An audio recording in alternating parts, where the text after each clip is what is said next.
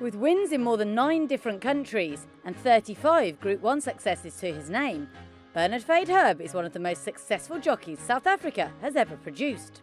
So why then has he decided to base himself in Dubai with Mike de Kock for the 2017 Dubai World Cup Carnival? We went along to find out. Many thanks for agreeing to talk to us, and I guess we should say well done, because nice to get a winner here last week on 4E. He did it really well, didn't he? Yes, he was impressed. It was nice to see that he behaved really well, went into the gates and he pinged the gates and had a nice lead throughout most of the race, and I thought he quickened up really nicely and he stretched to the line. I thought it was a really good win. And you've done a lot of work with him in the mornings at the stalls. We've seen you sort of putting the hours in. Does that make it more sort of pleasurable, the fact that he was able to win and you've done all the homework? Definitely. I mean, it's always a pleasure when you put in a lot of work into a horse and things go right, because the problem that he's got in the pens, it can go really bad really quickly. So it was nice that he came out of the race with a good experience, and I'm sure he'll just get better from there. Do you think he's over the stalls issues now, or will it be something you still have to work on? No, I think it's something we're going to have to work on throughout his career. I assume he goes for the Guineas now, and then maybe the Bastakir and the Derby. Would he be good enough to be competitive in that company? Definitely. I thought his last run was a very good one, and he's going to improve a lot from that race. I think the Guineas is in 3 weeks' time. I'm not too sure what Mike's exact plans are with him, but he'll probably go for that race. Okay. And you're a big star back in South Africa. Viewers here will mostly remember you from JJ the Jet Plane, but back home you've ridden not hundreds of Group 1 winners, but plenty of them. Why did you decide this year to base yourself here in Dubai? Well, Dubai is a real international place where you get to meet people from all over the world, and it's a nice place to network. And I just finished a stint in Mauritius. I rode there for 3 months and I did really well, and their season came to an end, and I had a choice of going back to South Africa and ride in the Cape summer season, which is really exciting at the moment. But because I was out the country for 4 months, I missed out on a lot of the good rides going into those Group 1 races. So it was always going to be hard to get back to South Africa late and try and get on those Group 1 horses. And that's probably the main reason why I decided to come here. And you never know, in Dubai, an opportunity could just rise out of anywhere. There is an opportunity to pick up a good ride, and you can just go to all different heights from here. Absolutely. And I read an interview with you saying you've got itchy feet, you want to ride in as many places as possible. Is that still the case? Definitely. I really enjoy traveling. It's nice to meet different people, and you learn so much traveling, different ideas and the way international people work and think. It's just it's a good opportunity to improve. You must have good memories of Dubai from JJ the Jet Plane. I mean, he was superb, wasn't he, for you? No, he was unbelievable. I mean, that was like a fairy tale story. Same sort of thing. I arrived in Dubai. I didn't really have a horse to ride, but I was riding work for Mark, and Pierre was riding in Hong Kong, I think, at the time, and he couldn't really work the horse, and JJ was a little bit of a difficult horse. He was quite keen, so lucky gave me the ride on him at work, and we got on so well that they decided to keep me on the horse, which was really fantastic, and the rest is history. I mean, he went on to win that lovely race, and unfortunately after that he went wrong. But winning on World Cup night must be up there with one of your career highlights? Definitely one of my career highlights. It's a fantastic feeling, and one that I'll never forget. And another very good horse you rode for Mike was, of course, River Jetta. She was a smashing mare. She was.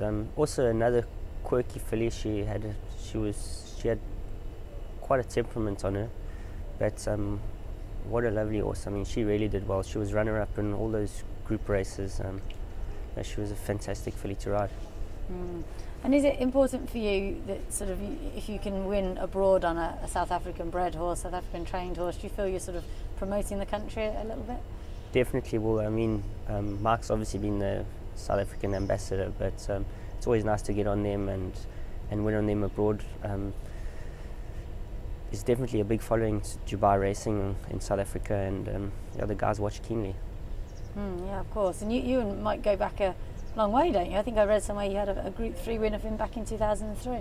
Yes, I've been riding on and off for Mark for quite a while. I've obviously I was riding for Mark Bass, so I was probably full up in most of the races, but whenever there is a ride available and I'm available, Mark seems to give me the opportunity. So it's been fantastic, and I'm really grateful, and he's given me a few breaks here in Dubai, and let's just hope I can take advantage of that and make it all work.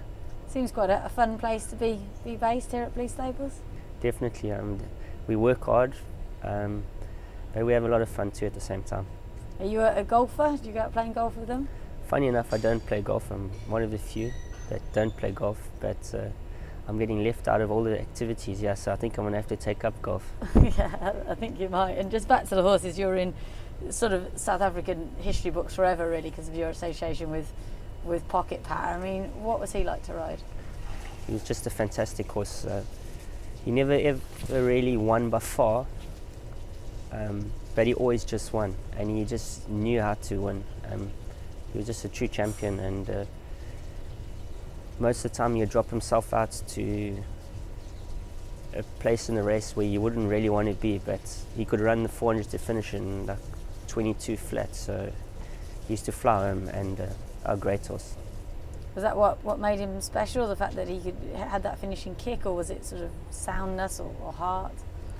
I think it was a whole lot of different things. He had a wonderful stride on him and a good turn of foot, so with that, I mean, he used to just make up so much ground so much easier than the rest of the horses, and yeah, he was just a horse that's hard to really explain.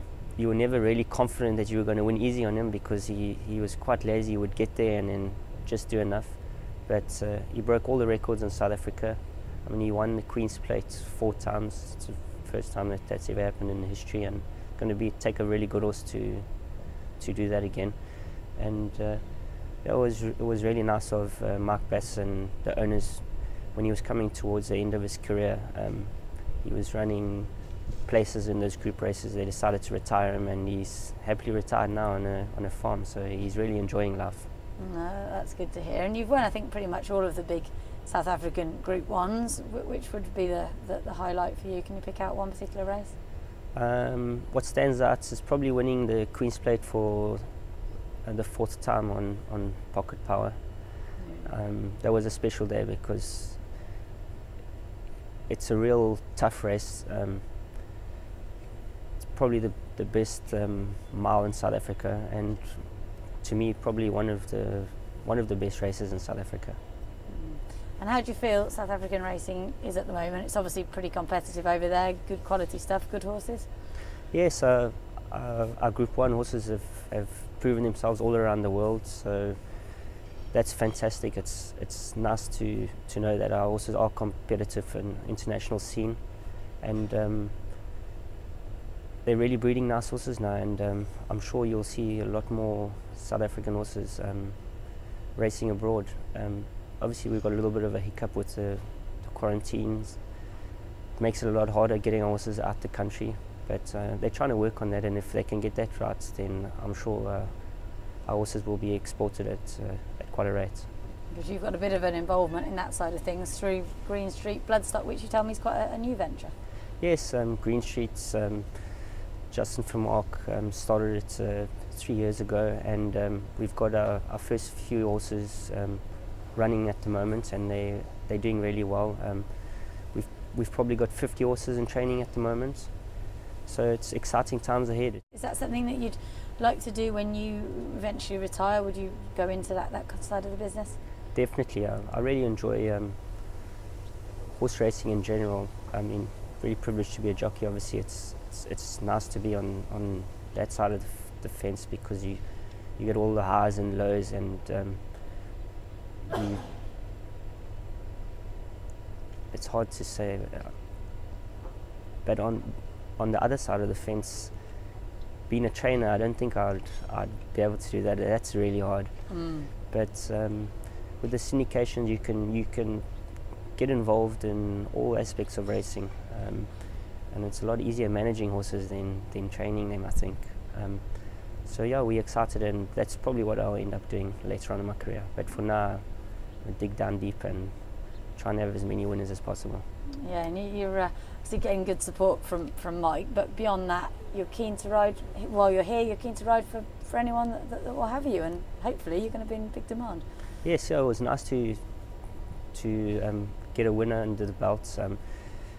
You get a little bit of exposure, and trainers out there can see that I can ride, and I'm sure that will help me pick up a few rides. So I'm here until the end of the season, the carnival season at least.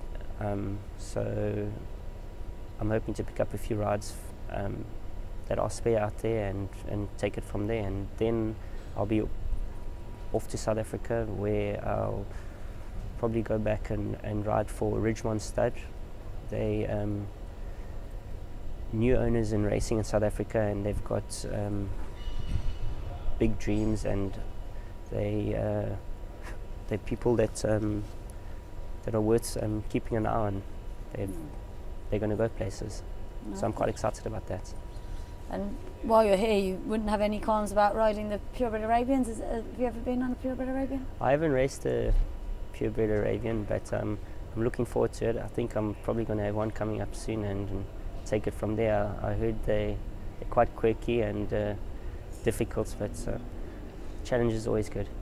Well, you've got a reputation of being a very strong jockey, and I think that's probably what you need for one of those. You've just got to keep kicking. Yeah, thank you very much. We'll get out there and give it our best.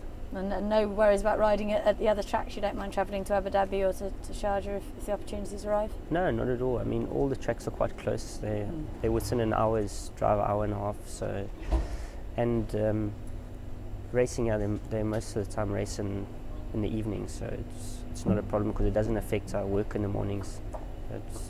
It'll be great to get out there after work and get around the tracks and keep fit, obviously, too. It does help. Yeah, I'm glad you mentioned that. I wanted to ask you about your fitness regime, because it's pretty stringent. You're obviously quite tall, and you need to work hard on it, do you?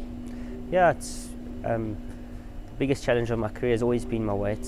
It can be hard at times, but it's just one of those things that I accepted. That's either it was going to ruin my career or take advantage of it, and I've done that and got around that, and it's a permanent battle, but at the same time it's a challenge.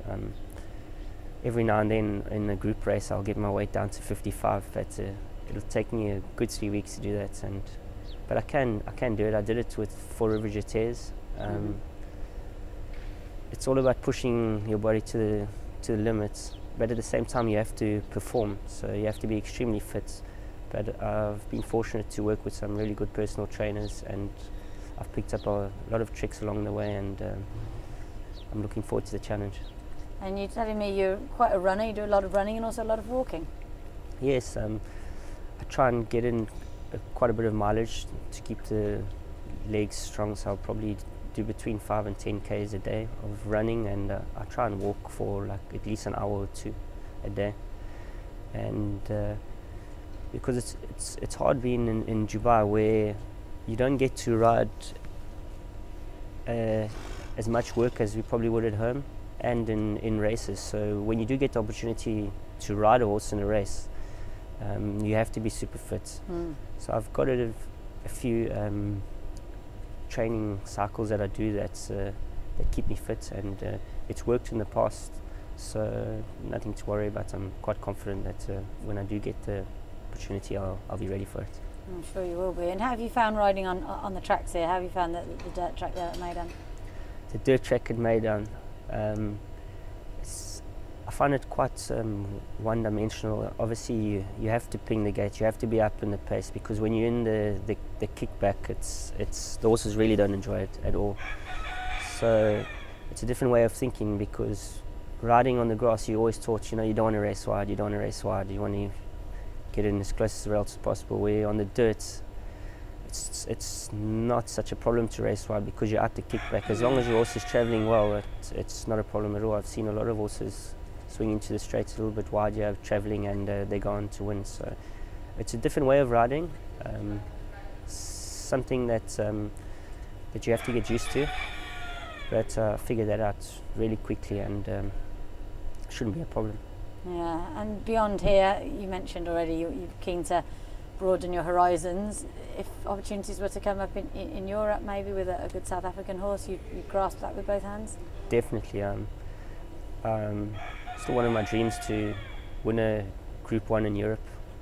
So it's a big dream, but it's all about dreams, and let's just hope that the opportunity rises and I'll make full advantage of it.